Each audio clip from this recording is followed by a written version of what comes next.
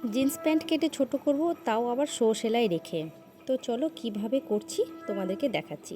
দেখো, জিন্সের এই যে সেলাইটা আছে, শো সেলাইটা, এটা কিন্তু যদি কেটে বাদ দিয়ে দিই তাহলে কিন্তু জিন্সের প্যান্টের শোটাই নষ্ট হয়ে যায়। তো এটাকে রেখে, মাথায় রেখে আমরা করব।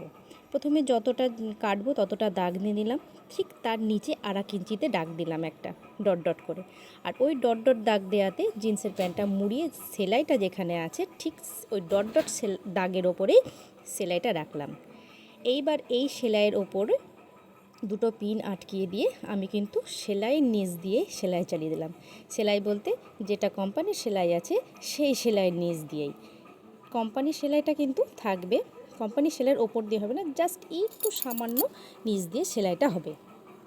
এরপরে তার নিচে গোটাটা সেলাইটা চালিয়ে দিতে হবে। আর এই সেলাইটা সম্পূর্ণ চালাতে হবে কিন্তু সিঙ্গেল ফুট দিয়ে। সিঙ্গেল ফুট না হলে কিন্তু এই সেলাইটা একেবারেই হবে না।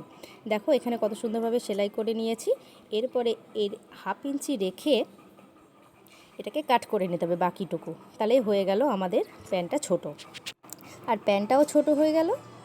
তারপরে ছোট করার পরে এখানে একটা চাপ দিয়ে নিতে হবে। চাপটা যদি তোমরা আগে দিয়ে নাও দিয়ে নিতে পারবে, পরে দিলেও দিয়ে নেওয়া যাবে, এটা কোনো ব্যাপার না।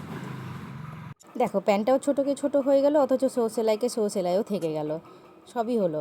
কিন্তু দেখে কিন্তু বোঝা যাবে না যে প্যান্টটা আমি কেটে ছোট করেছি। তো ভিডিওটা কেমন লাগলো? ভালো লাগলে অবশ্যই লাইক করে দেবে, আর লাইক করে চ্যানেল সাবস্ক্রাইব করে থাকবে। ধন্যবাদ। দেখা হচ্ছে পরের ভিডিওতে। টাটা।